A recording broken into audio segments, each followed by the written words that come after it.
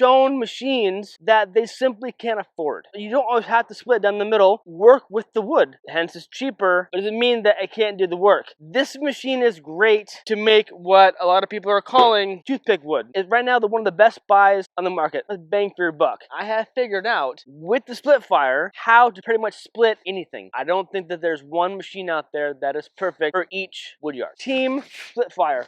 Dig it. And welcome back, Fire Addicts, to another episode of Travis Does Firewood. And today I want to show you that this machine can split anything. Let's get it.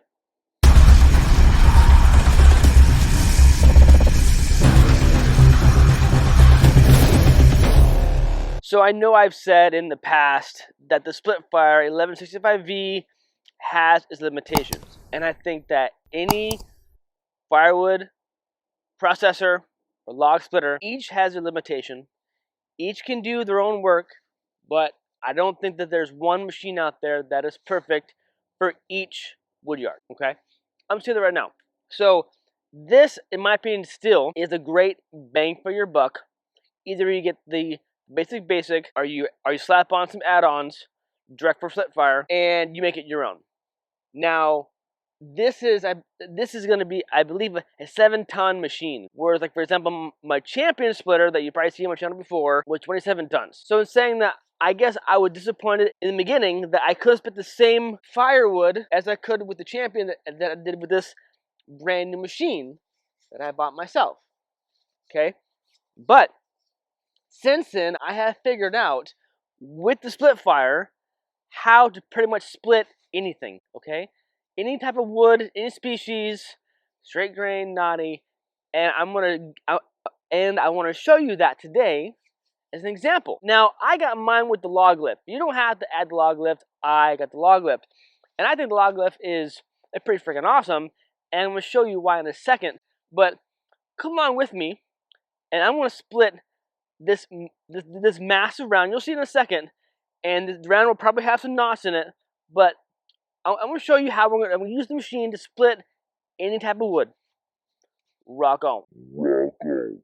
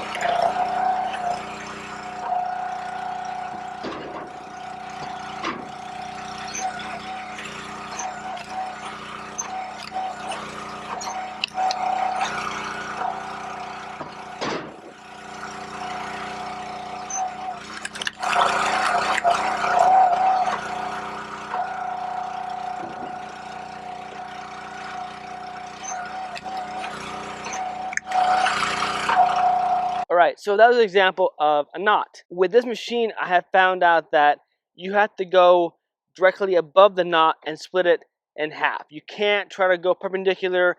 It's not going to split through it, okay? So when you have the knot, you go down the middle like you just saw, and then to get them smaller, let's say that this whole piece had a knot right in the middle of it here, right?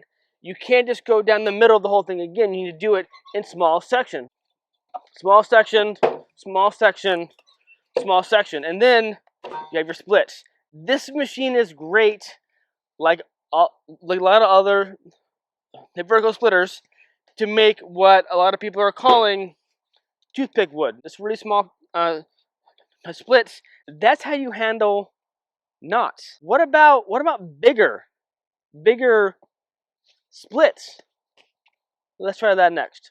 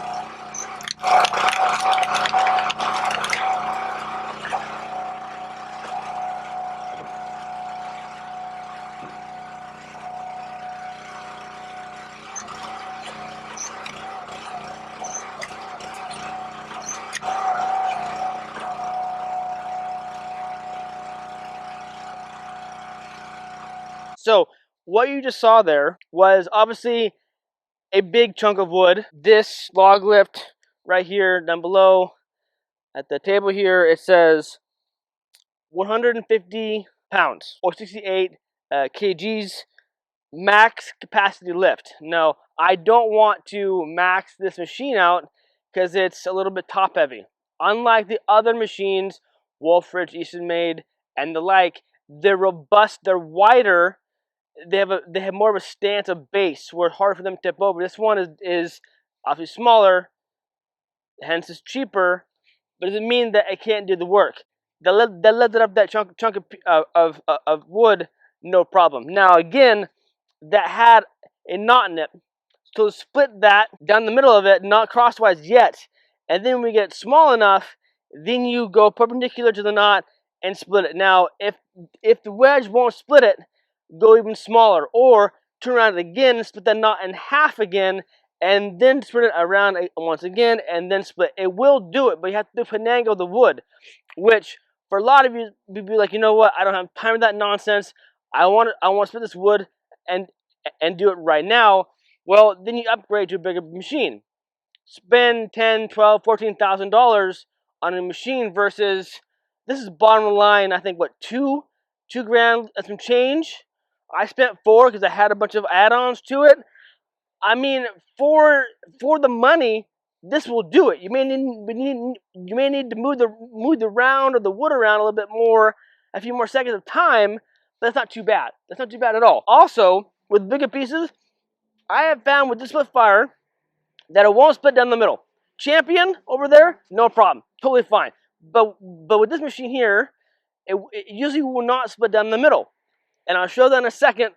The wood that I've been splitting thus far in this episode has been Douglas fir. Now we're gonna get into some harder wood. I believe this is gonna be some dead standing maple.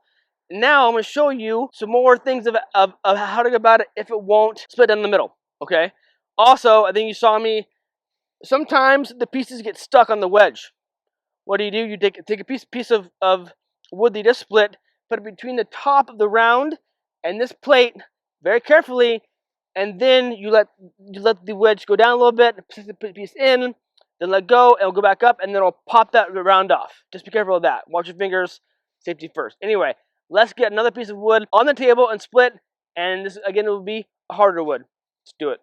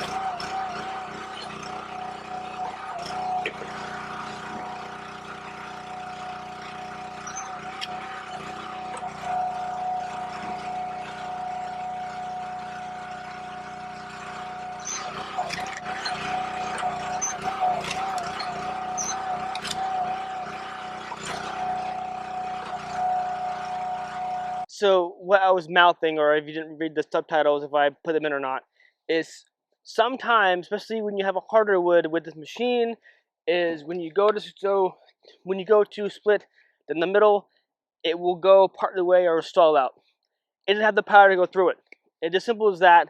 It just won't. It won't do it. Okay. So what I was trying to say was, if it won't go down the middle, do the same thing as you would with an axe. You move the piece over, and you make small slices. Small slice, put it aside. Move over, small slice, put it aside. Move over, small slice, put it aside. After that point, you have like one more quarter chunk. Then it will split easier. Then you come back to the pieces on the table, on the log left or wherever else, and then you split those. Okay, you don't always have to split down the middle. Work with the wood. It may take a few more seconds, to make sure that it's split, but at least the machine can do it. Because before I was very, I guess, disappointed where some of the wood, if I couldn't split it with split fire, then I have to put it in another pile and split it with a champion, which is fine, but it's slower. And I bought the split fire because it's faster. This is what, like a 3-second cycle time. That's amazing. That's great. But it's not helping me if I can't split the wood. Well, then I found out that all you have to do is know when and how to manipulate the wood. That's all you gotta do. So like I said here, if it's a round or a piece of chunk that you can't go down the middle, so you can start splitting, go to the side. I want to go the side to my left. I don't know why I default to my right, but the log lip table is more space than the other extra table I have to my right. So I want to move the piece over to my right, split our piece off, put this side, again, scoot it over a little bit, take this piece off, one more slice, put that to the side as well, and keep going until you have half a chunk, and then go to town. Then go to town. Same thing with notch. It will do the job. You just have to just know how to finagle and manipulate and finesse the wood around the chunk to be able to split it, and then you're golden. All that does is take a few more seconds. Okay, machine is right now one of the best buys on the market. Best bang for your buck, bar none. Period. Team split fire, dig it. So I'm thinking about doing a series of wood that the 1165V can do. I mean, I'm confident it will do pretty much anything, but I want to show you all the species that I have in my wood yard now that they can do it. What do you think about that? Would that be an interesting series for you all to watch? Let me know down in the comments. But what I do is I want to make sure that people aren't simply being shown machines that they simply can't afford. This machine here, in my opinion, is affordable. Maybe you sell wood for a whole year and you save up the proceeds, the profits from those sales, and then you call up Spitfire and say, I want one of your machines because it's affordable. And I know, because Travis showed me, that I can split any type of species of wood, any kind, knotty or even straight grained. The knots, you can work through them, folks. So don't always be sold on the big fancy machines. You don't always need them. You don't need to take out a second mortgage just to afford a new log splitter, wood splitter, whatever. But that's my 2 cents. Anyway, I hope that you learned something today. I appreciate you stopping by. Until next time, remember, life's too short to be a prick, so be kind to one another. Rock and roll. Stay safe, keep cutting. Cheers.